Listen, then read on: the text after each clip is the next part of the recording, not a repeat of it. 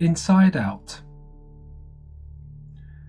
At the moment a little girl called Riley was born, an emotion named Joy stepped up to a console in headquarters inside Riley's mind. Joy saw Riley's parents on the screen as it flickered to life. "Hello, Riley," said Mum. "Oh, look at you," said Dad. "Aren't you just a little bundle of joy?" Because Joy is at the console, Riley feels happy and a new happy memory is created. In headquarters, a golden sphere rolled across the floor towards Joy and she picked it up. It showed Riley as a baby. The sphere was gold because the memory was happy. Joy turned and placed the sphere on an empty shelf at the back of headquarters. Joy returned to the console. She touched it and heard Riley making happy baby noises. Just then, Joy noticed somebody standing next to her. "I'm Sadness," said the newcomer. Sadness touched the console and baby Riley began to cry. Joy quickly took control again. Joy said, "I just want to fix that. Thanks." As Riley grew older, the shelves at headquarters began full of memory spheres, mostly golden happy ones. From there, they made their way through vacuum tubes that led to long-term memory in Riley's mind world. Joy and sadness were joined by 3 more emotions: fear, anger, and disgust. Together, the 5 emotions made important choices for Riley, but fear, disgust, anger, and sadness usually wanted Joy to drive at the console. After all, they wanted Riley to be happy as often as possible. Fear helped to keep Riley safe. Once he stopped her from tripping over a power cable when she was playing. Disgust kept Riley away from things that looked, smelled, or tasted funny, like broccoli. Anger cared very deeply about things being fair for Riley. Most of Riley's tantrums happened when anger was driving the console. Finally, there was sadness. Her role was not as obvious as Riley's other emotions. In fact, Joy wasn't sure why sadness was there at all. When something really important happened to Riley, a core memory was created. These went into the core memory holder and powered Riley's islands of personality. Riley had 5 islands: family, honesty, hockey, friendship, goofball. These were the things that were most important to her. Each island was like a mini theme park in her mind. When Riley played around with Dad, Goofball Island was in full swing. One night, just as 11-year-old Riley was ready to go to sleep, the emotions watched as Mum and Dad tucked her into bed. As she fell asleep, the screen in headquarters went dark. "Woo, another perfect day," Joy called happily, looking at the wall of brand new golden memories. "Alright, we did not die today," said Fear. "I call that a success." "We love our girl," Joy continued. "She's got great friends, a great house. Things couldn't be better. After all, Riley's 11 now. What could happen?" Joy soon got her answer. The very next day, Mum and Dad announced that they were moving from their hometown in Minnesota to San Francisco. On the long car journey, while the other emotions were panicking, Joy tried to cheer everyone up. "Hey look," she said, "the Golden Gate Bridge, isn't that great? It's not made out of solid gold like we thought, which is kind of a disappointment, but still." When the car finally stopped outside their new home, Riley's emotions were speechless. The house looked old and dreary. To top it all off, the moving van was lost, so Riley had none of her things. Through all of this, Joy desperately tried to keep Riley's memories happy. She took control of the console and helped Riley to look on the bright side. Before long, it was Riley's first day at her new school.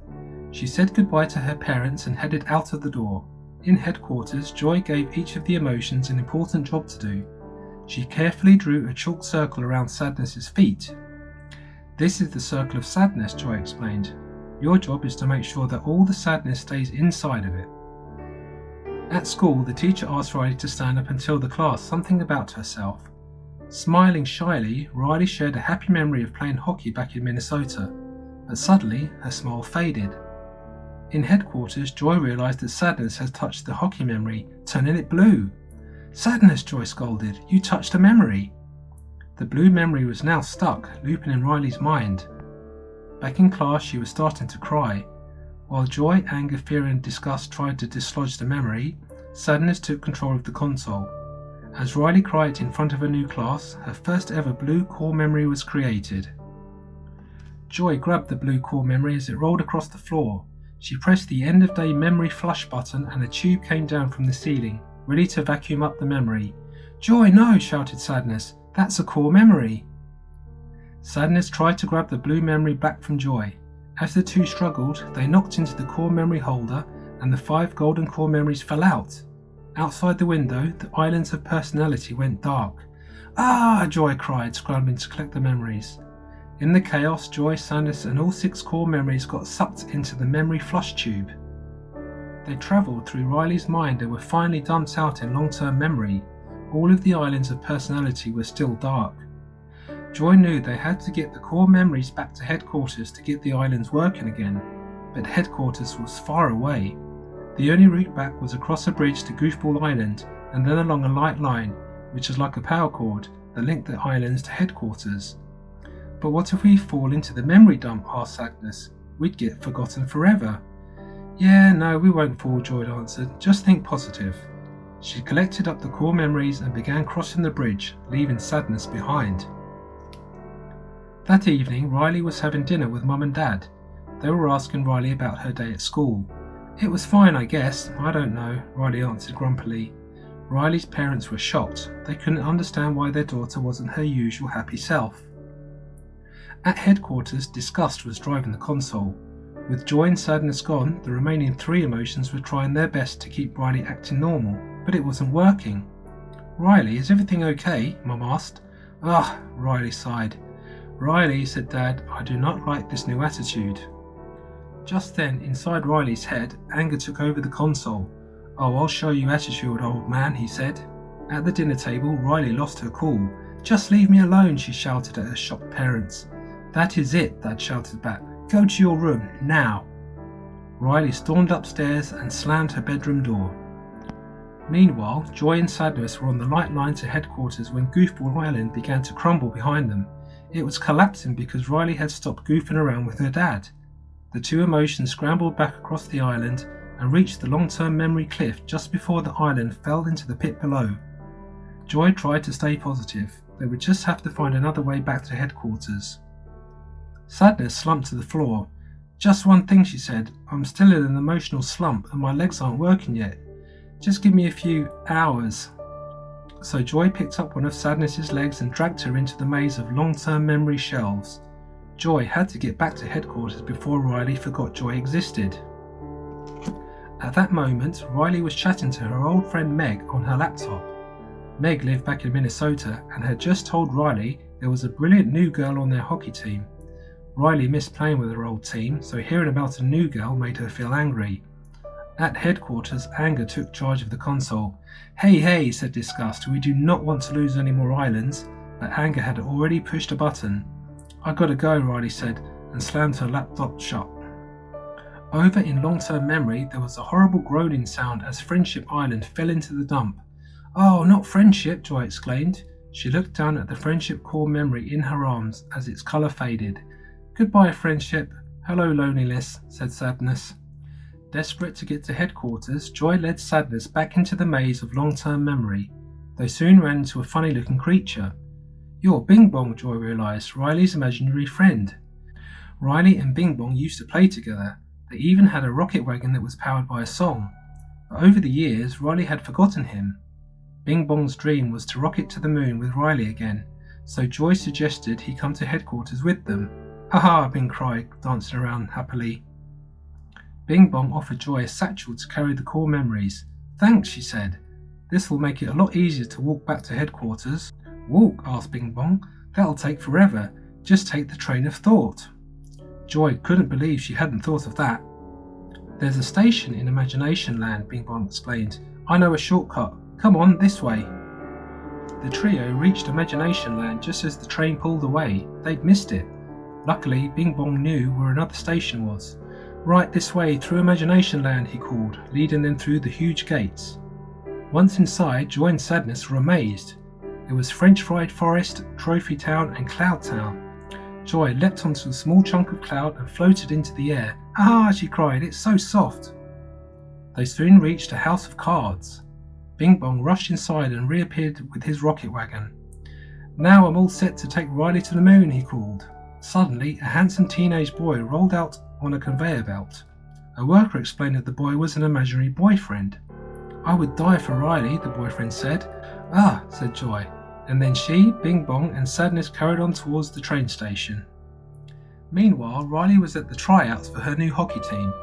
At headquarters, Fear had recalled every single hockey memory to fill the core memory holder. He didn't know what else to do. He thought one of them would surely be able to replace the missing hockey core memory. Out on the ice, Riley tried to hit the puck but missed and fell over. Fear's plan hadn't worked. Anger pushed Fear aside and took over the console. Riley threw down her hockey stick and stormed off the ice. Inside Riley's mind, Hockey Island crumbled and sunk into the memory dump. Joy, Sadness and Bing Bong had almost made it to the train station when some mine workers suddenly took Bing Bong's rocket wagon. They threw it into the memory dump. "No," cried Bing Bong. "Riley and I are going to the moon." He sat on the floor and started to cry sweets. Joy tried to cheer him up, but nothing worked. She could hear the train. They had to hurry. Sadness sat beside Bing Bong. "I'm sorry they took your rocket," she said. "It's all I had left of Riley," Bing Bong replied. After they had talked a bit longer, he said, "I feel okay now." Bing Bong stood up. Joy was surprised. Sadness hadn't made Bing Bong feel worse, she had made him feel better. Joy, Sadness and Bing Bong made it to the train, but it stopped when Riley went to sleep. They headed to Dream Productions where Riley's dreams were created. A special filter made everything look completely real to Riley. Suddenly, Sadness had an idea. They could create a scary dream to wake up Riley and get the train of thought moving again. Joy liked the idea, but she thought it'd be better to wake Riley with happiness. "That's never happened before," said Sadness. But Joy was excited about her plan. She found a cute dog costume and told Sadness to put on the back half. Together, dressed as a dog, they ran onto the set of Dream, while Bing Bong looked after the bag of core memories. Back at headquarters, Fear was on dream duty. He was watching the dog run around on screen and finding it a bit dull, but suddenly the dog split in half. At Dream Productions, Sadness and Joy had come apart in the dog costume. Joy was now chasing Sadness around the set. Through the reality filter, it looked pretty scary. As Riley began to stir, the Dream Production guards realised what the newcomers were up to. Joy and Sadness hid, but Bing Bong was arrested. Bing Bong was taken down into Riley's subconscious, which contained her deepest fears. Joy and Sadness went to rescue Bing Bong, and they met a huge scary clown called Jangles. This gave them an idea. They took Jangles back to Dream Productions and he stomped through the set. Riley woke up. Meanwhile at headquarters, Anger had plugged an idea bulb into the console. After everything that had happened and without Joy around to help, Anger had decided the best thing for Riley to do was run away, back to Minnesota. This idea came into Riley's head just as she awoke from her scary dream. At that moment, Joy and Sadness were back on the train of thought, which was moving again. Joy turned to Sadness. "Hey, that was a good idea about scaring Riley awake," she said. "Really?" said Sadness. She was glad to know that she'd been helpful. The pair found a memory sphere on the train and discovered it was one they both loved. Sadness remembered it was the day that Riley's hockey team lost the playoffs when she missed the winning shot. Joy loved it because the whole team had come to cheer Riley up. Later at Riley's house, Riley sneaked downstairs and secretly borrowed Mum's credit card to buy a one-way bus ticket to Minnesota. At that moment, the tracks underneath the train of thought began to crumble. The train crashed and its passengers fell to the ground. Joy looked up to see a huge space where Honesty Island used to be. It was gone. "That was our way home," Joy cried. "We lost another island. What is happening?" "Haven't you heard?" replied the mind worker. "Riley is running away." After the train crash, Sadness realised they could use a recall tube to get back to headquarters. Joy and Sadness stepped into the tube, but Sadness accidentally touched a core memory and it turned blue. Sadness stepped away when she saw what she had done. Joy began travelling up the tube alone, but the cliff underneath began to break apart. The tube broke and Joy fell deep into the memory dump.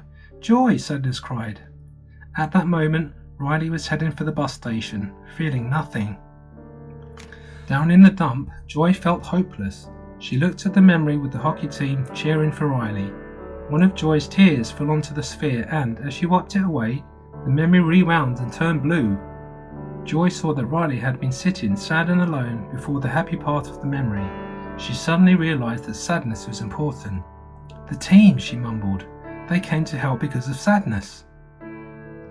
Just then, Bing Bong appeared. he and Joy came up with an idea. They could use the rocket to escape the memory dump. They sung loudly to power the rocket, but each time they flew up, they couldn't reach the top of the cliff. Joy was about to give up, but Bing Bong urged her to have one more go. This time, without Joy noticing, Bing Bong jumped out of the rocket before it left the ground. Now that it was lighter, the rocket with Joy inside soared and landed safely on the cliff.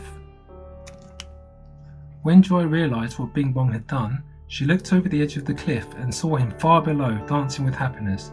"Go save Riley," he called. "Take her to the moon for me, okay?" "I'll try, Bing Bong," Joy replied sadly. "I promise." Then Bing Bong took a bow and disappeared. Riley didn't need him anymore.